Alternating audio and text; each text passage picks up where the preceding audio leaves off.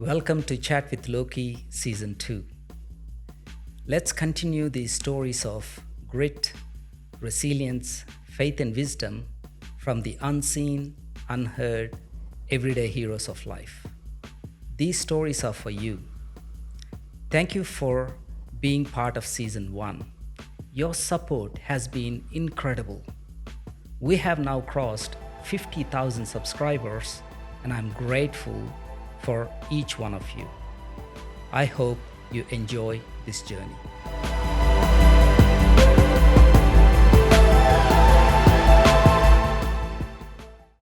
And we'll talk about the leaving period in a minute. Yeah. So I start working, I start networking. I host a risk conference. My first conference is ARCA in 2018. I go and host ARCA. Yeah.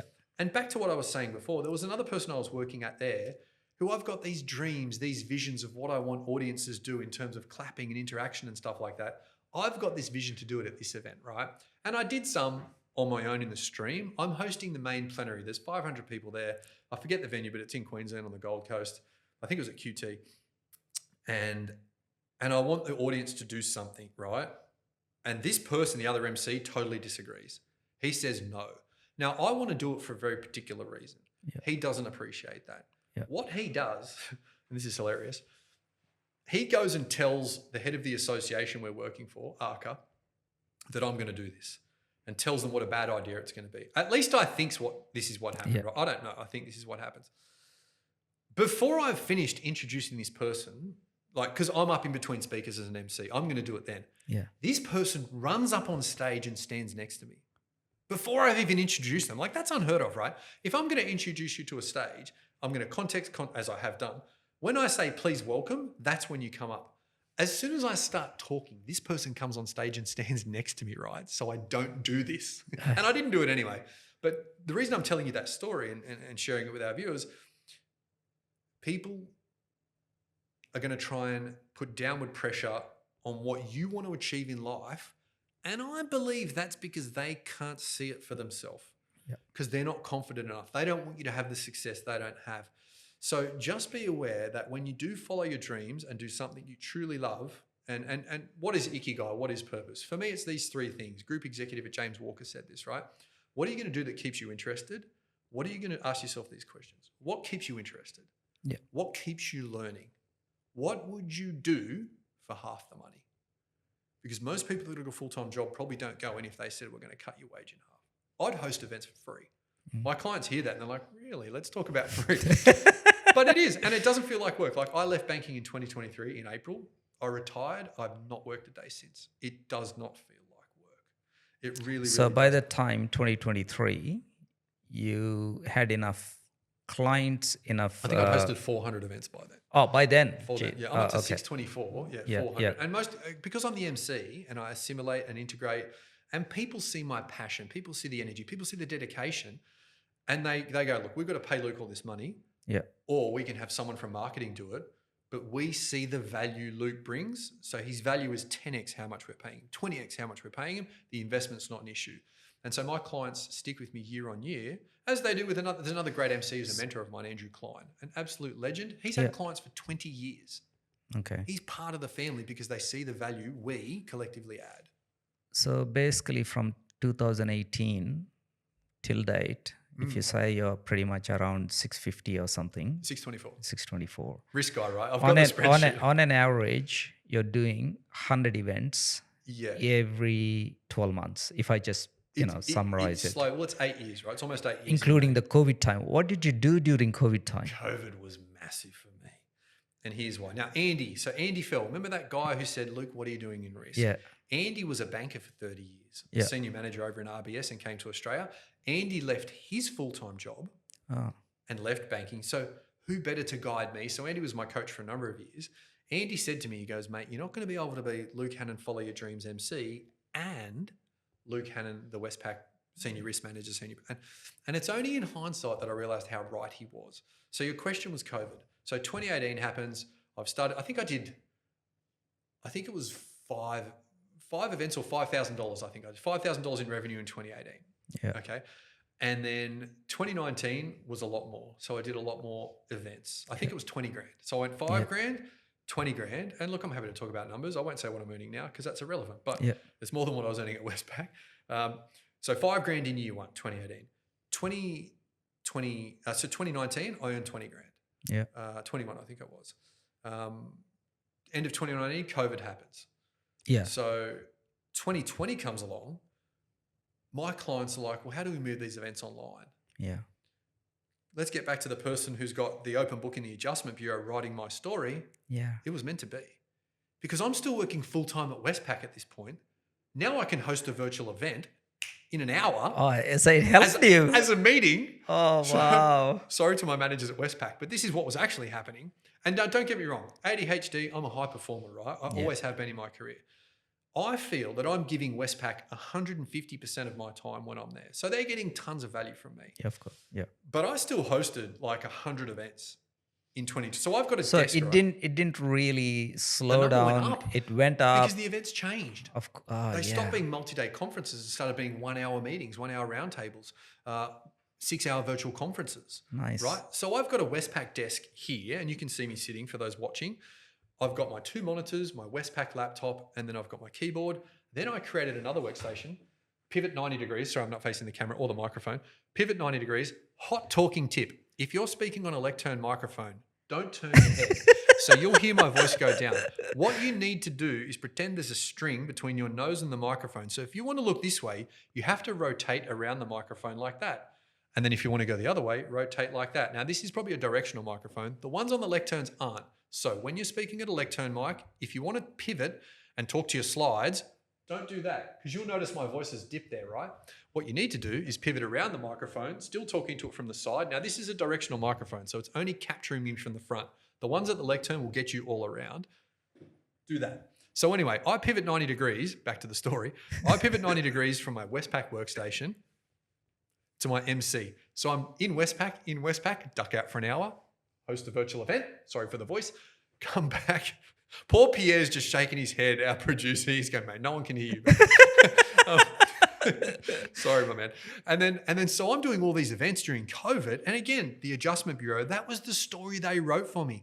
I did so many events. I got so much experience. But here's the thing. Clients call me up and say, Luke, we need you to host a virtual roundtable.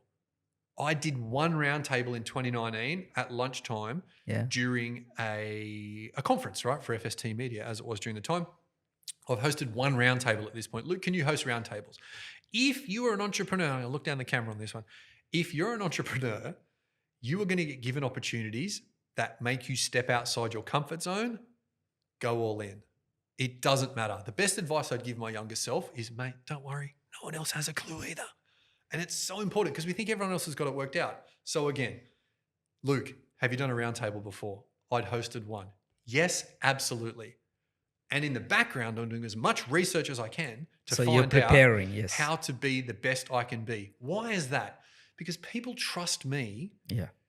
Richard de Crespigny, the Qantas pilot who landed that stricken A380 from Singapore, I think it was QF31. They retired the number. It's now QF80, QF81, or 81, 82, the flight back. That plane was stuffed. Like I love aviation. I love flying. It's my second favorite thing. Hosting is first. So like I'm living the dream, right? I get to fly to work. So Richard said his mission, his vision in life is from the moment he pushes back, i.e. the plane starts reversing, to the moment he docks, he will get the people there safely. That's his why. That's his purpose, right? Why, yeah. And when he said that, I thought, what's mine? Now, I've spoken about giving people, they're bestowing upon me my life. I'm going to take that. But think about this. As a conference MC, CPA Congress, right? A massive event I've been privileged to work with for many years as MC and as interviewers in other contexts. And we'll do some work again this year. That event is a year almost in the planning. There's an AV team of 15 to 20 people. Yeah. When I take the stage at 9 o'clock, the success of that event is on my shoulders and my shoulders alone. I've got a great AV team. I've got great video, but it's on the words that I say. When I'm interviewing someone, it's how I bring it out. I take that responsibility very, very seriously. Very seriously. Not only do I not want to waste the audience's time, but I know this whole team has given me their trust. Let me round this out and I'll explain why I've gone here. And so my why is from the moment I take the stage to the moment I set you home at 5 o'clock, we are going to have a fabulous event. And I'll do whatever it takes to have a great event, which gets back to that story around that event where I might have thought I was better than them. Yeah, I might have thought I was better and been a tiny bit arrogant, but it came from a place of me trying to make sure that I gave my audience, my producers, and my clients the best event possible, which gets me to the roundtable thing, and then I'll hold. I hadn't done a virtual roundtable before, but I appreciate the responsibility bestowed upon me and did everything I can to make sure that was the best event possible. And then always grew and always learned. Like I've hosted hundreds of roundtables now, those 600 events. Like I'm pretty good at it. But you said yes to that first one, You've got to prepared. say That's yes. why. You've That's got to why. have the courage. That's the key there. It's the courage.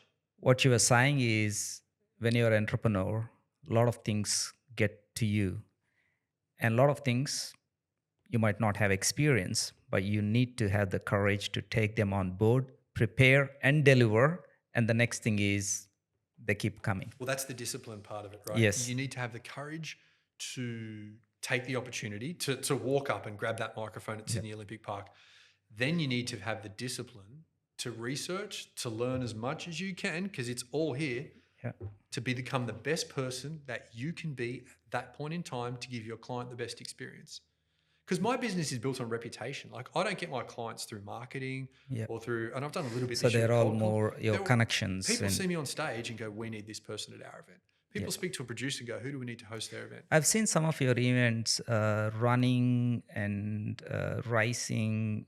So that's completely outside the financial stuff. Because I'm a triathlete, right? As well. So I become this MC Thursday, the 10th of May, 2018. I'm like, I'm going to host conferences and sporting events.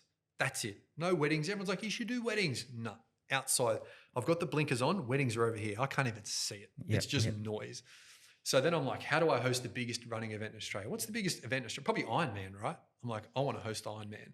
So I start calling Ironman. I'm like, hey, I think Jess Hewitt was her name. What's difference between this, talking to the financial banking and that audience? Because I can see it's totally different. Here's the difference, right? I mentioned earlier on, I like to live life in the hands of my amygdala and just free flow and just energy and just explode. When I'm hosting a running event, there's a lot less preparation. More flow. There's more flow in real time. It's more ad hoc. I see different names come through. We had two runners once at an event, partners. Her name was Shade. His name was Sunny. Sunny and Shade, right? And so Sunny and Shade, obviously we did a bit of crowd work on that, and it's all respectful, but we talk about it, I'll see two names come through and two age groups, but the age groups are almost 10-year age groups. So one of them could be 29 to 40 and the other age group is like 15 to 19. Now they could be partners, or that could be a father and a daughter, or it could be a brother and a sister. All I know is they've got the same surname. So I'm riffing. Is it a husband and a wife? Is it a brother and sister? We don't know, but thank you so much for running with us. And the reason I know this is because I'm a runner. I'm a triathlete. I've done dozens of triathlons. So you bring your own experience as well. Yes. And I can tell you now, for anyone listening, if you've done a triathlon or the City to Surf or a running event, when you're in that finish shoot in the last 100 meters, the endorphins kick in, the dopamine kicks in. You are invincible. I can vouch for that. I did 2 full marathons. It's as painful as it sounds. The end line, mate, it's divine. You can do it all again, right? Like, it's divine. You're thinking, I want to experience that again. I'm getting goosebumps like now, and I haven't raced for years, but back to that vision of audience bestows upon me. I want to make this the best experience possible.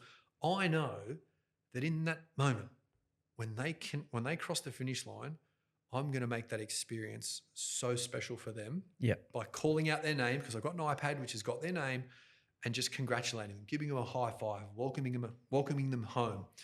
Because I know that, people people forget what you said, what you did. They will always remember how you made them feel. And that's definitely not my quote, as we all know. It's someone else's, right?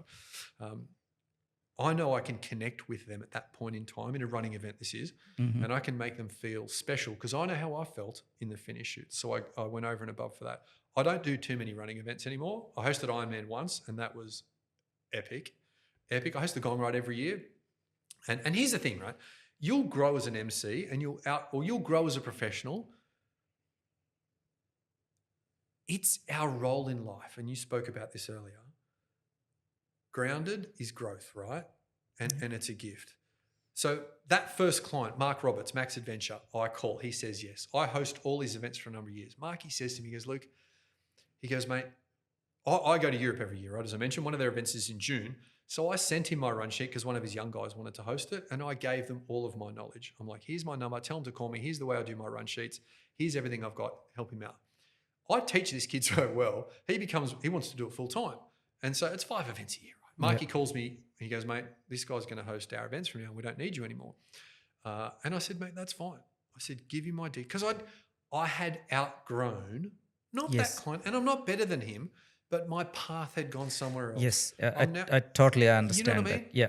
And I also realized that hosting running events is not good for my voice because I'm going bananas all day because I can't help it because I love it. It's in a way, it's a blessing rather than losing a client or losing an opportunity.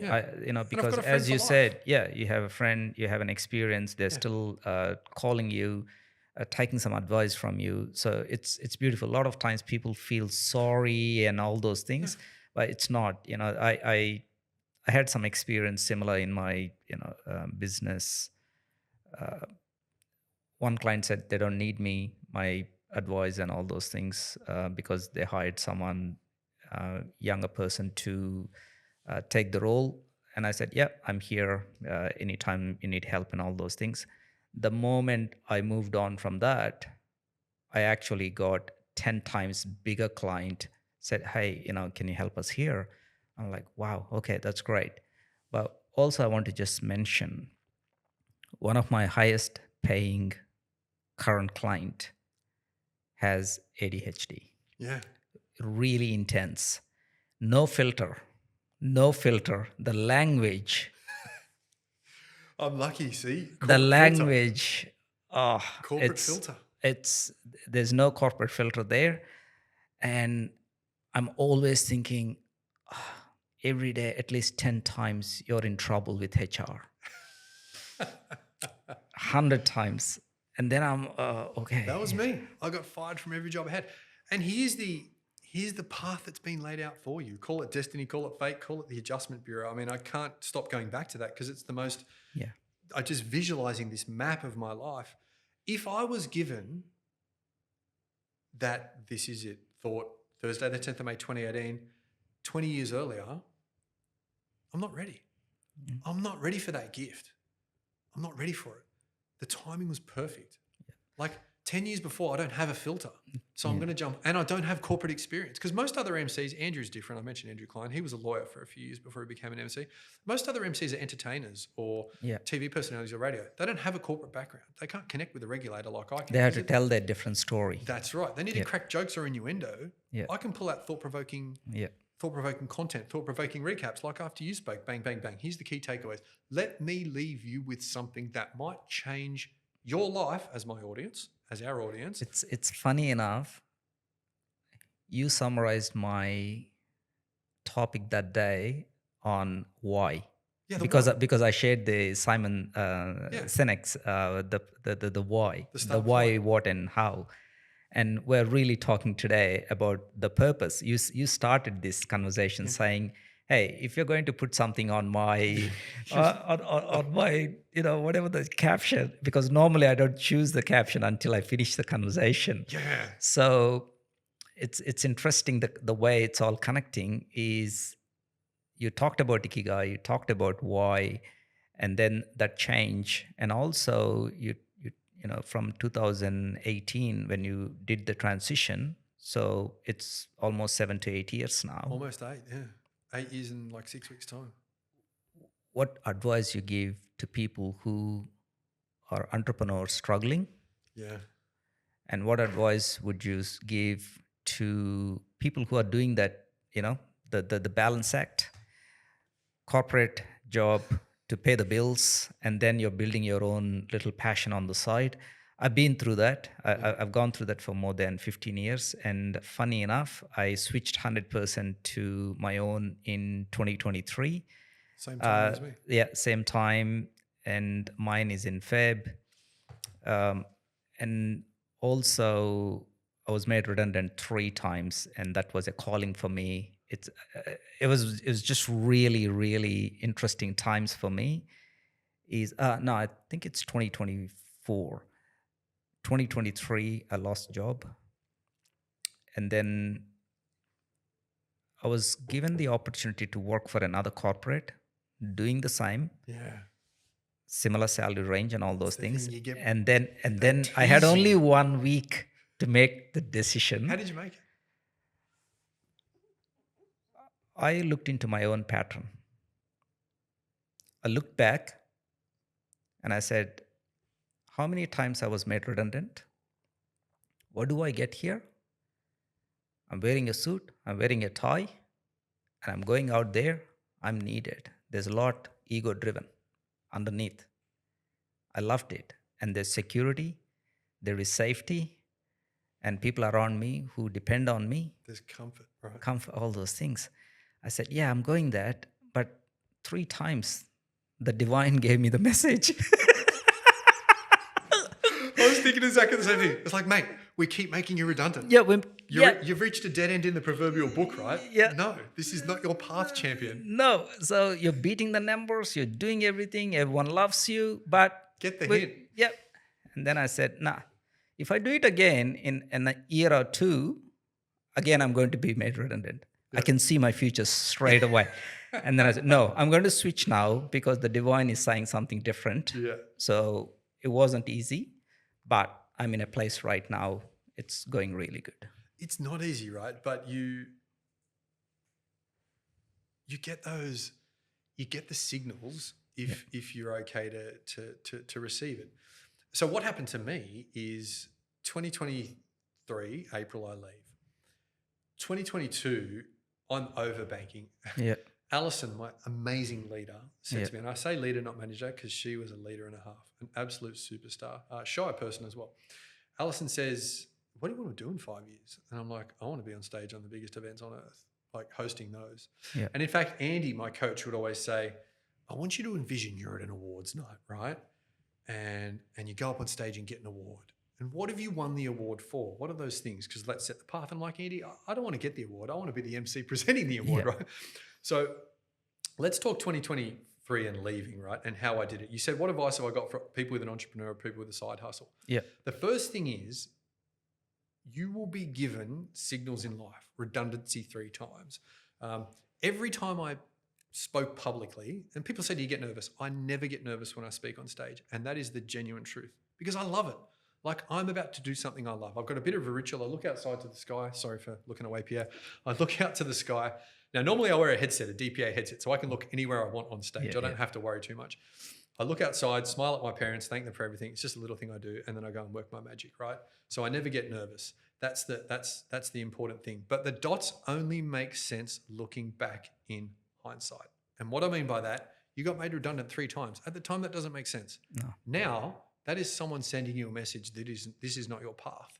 Yeah. Mine was the other way, right? I mean, you got the kind of stick there, right? You got the redundancy. I got the carrot. Yeah. The carrot for me was every time I hosted or spoke publicly, I launched a product to 1,000 people at Citibank. It was a mortgage advocate program, we called it, when I was a management associate. This is in 2012. Vibha Coburn, who was the GM of mortgages at the time, said to me, Luke, you can speak on the condition that you don't pull out. And I said, I love public speaking. I've got this. Everyone says that, but whether they do or not, I literally love it, right? Yeah.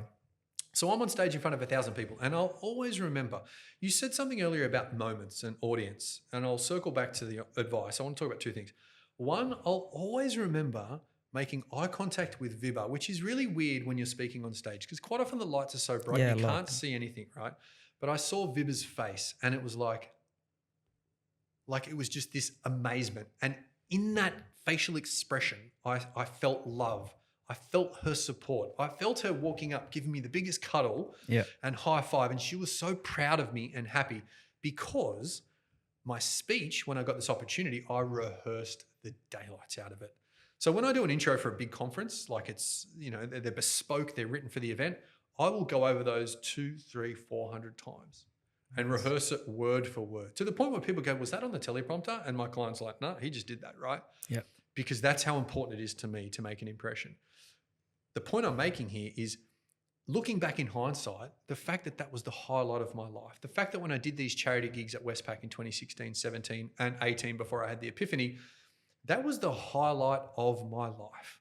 It was the highlight of my year, but it didn't make sense at the time. When I was at school, I always wanted to be at the center of attention. Always. I'd always loved presenting. I've got a continuous improvement mindset. I love. So these are the advices you give. Hear me out. So that's looking back in hindsight. Yeah. The dots only make sense.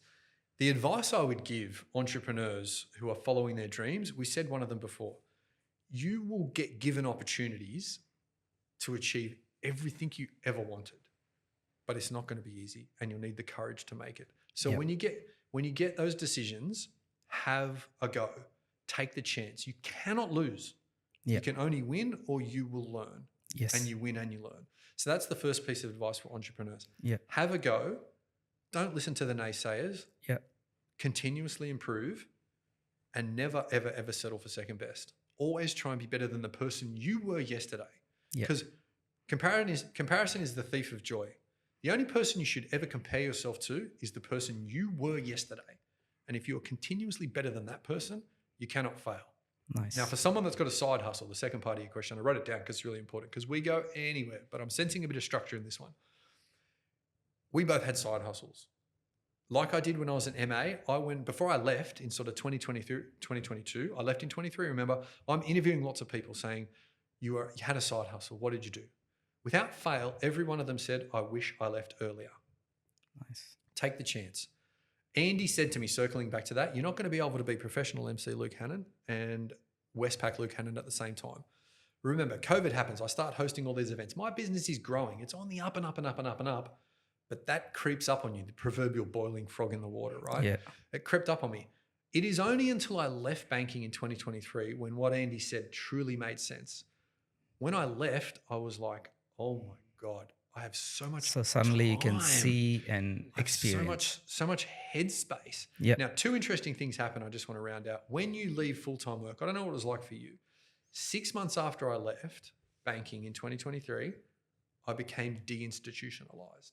Yes. And I wasn't a widget producer. I was a senior risk manager. I was collections early in my career in lending. So you had to, make a certain number of calls. My later career was a thinking role. I didn't have to produce anything. I wasn't on the process. So the first thing that changed was I didn't have to do anything. The second thing, 6 months after that, we're now in 2024, my definition of work changed to sitting here having a chat with you, to sitting in the sauna, to staying fit, to looking after my health, to writing my intros, that's my job now. Yeah. That's my job. So to recap, if you've got a side hustle and you firmly believe, and again, does it keep you interested? Does it keep you learning? Would you do it for free? Yeah. If you're answering yes to that, this is probably what you're supposed to do in life, right? And then Ikigai, what does the world need? What are you good at? What can you make money from? And what is it you love doing? Just take the chance. And the last piece of advice, always keep growing. Remember those 3 things on my gym wall. There's no finish line. It's not getting easier. You're getting better. And the key to success is being at your very best when things are at their very worst. Nice. Keep that in mind, and that is a recipe for success. That's great. That's really good advice. I think we're coming to wrap up, close up. But before that, you just mentioned something. When you lose a job or when you're made redundant, first 1 week becomes really challenging and difficult because whatever that institutionalization busyness slowly starts to disappear. You don't get calls, you don't get messages. Suddenly you just start to realize what's going on. But if you take that in a positive way, you get really a lot of time to invest into something you want to do. That's exactly what Luke was saying. But enough of the entrepreneurial things. I quickly want to get back to your journey. And before I summarize your journey, what I see as an image, with your father, 2012, you said your mom passed away. What's with your father is... Dad passed away in 2021. Both had cancer, both had terminal cancer. But as you know, I'm adopted, so it's like both my parents had cancer, but I don't have the genetics. So look on the bright side, can't be worse. No, I lost And I'm not more. joking about cancer because it's serious, but yeah. Yeah, I lost my parents. My mom in 2004, my dad in 2021 January. April 2021 was my dad. Yeah. So this is what I'm seeing as a reel of Luke. Okay. So you're a kid, adopted, not really knowing your biological mother and father, and then these beautiful parents adopted you, gave you love, and then at the school, the teacher actually, I would call her the guardian angel, gave you the space and the love, whatever you needed at that time. And then you continued to build your confidence. And in that journey,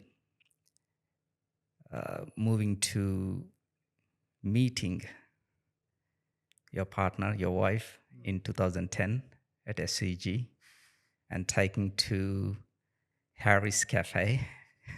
And I which sent her is- away that day as well. So Yeah. she came to work for me. I said, "You don't work here." She came back. Like That's it beautiful. was the adjustment for her going, Yeah. no. This is your path, my friend. So that is an iconic for a lot of people in Sydney. That place, and then going to Cradle Mountain, and that's actually cementing your union together, and then having a kid, 3 kids, literally the following year, and then 2012 has been a testing and also a rewarding year. I would call rewarding, joyful for your daughter being born. And then one life comes in, another life gone. Your mom's passing away. And then Dom's kid, 2-year-old kid, was the moment something massive shift happened within you, saying something different has to happen. And that was the moment where you said, okay, I want to do, I want to see life. I want to live every day with the fullest. And that shift taught you to view the life differently. And then you continued with your financial career, all those things, but you found your moment at that swimming pool. This is it. This is it. So that's where your MC really started to grow. It was already planted, but it started to come out. Well, it was the bamboo, right? There's the bamboo, yeah. Yeah. Well, it was your May, and then your swimming was a few weeks later, but it's so close together where that's the sprout, right? That's the sprout, yeah. You've planted this bamboo and it's...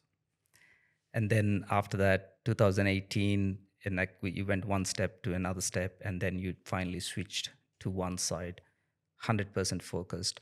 Actually, you used your ADHD to your advantage.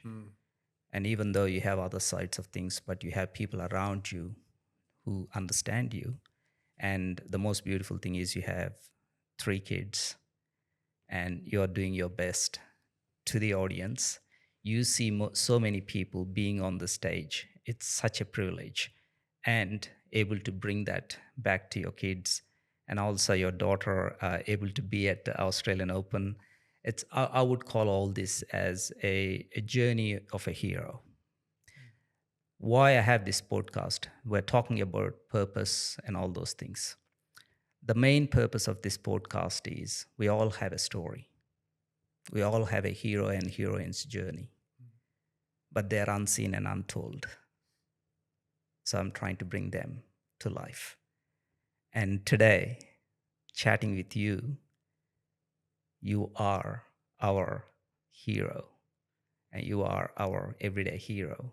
And your story is inspirational, and everything you shared in this short period of time, where you summarized your life from the kid to where you are today. And I hope audience can see some faith, wisdom, and some pivotal moments where you have to make the decisions.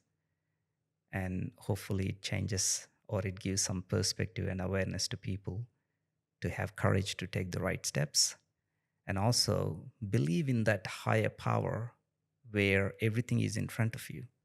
And you shared that a lot today. And also, you shared many books. I haven't had one guest on my podcast who shared bloody 50 books. You've been just saying all these things. Anyway, I just want to wrap it. Put but a list in, yes, maybe we can put a list in the show we notes. need to do that. You know, Thank you made my editing process a little bit difficult, but no, it's beautiful, Luke. And normally, you went 1 hour extra. 1 hour. So anyway, on that note, thank you. Thank you. My pleasure. Thank you so much. It's an absolute pleasure and a privilege. And I'm so glad we got to go on the journey together. Thanks. Cheers. Thank you for listening to Chat with Loki.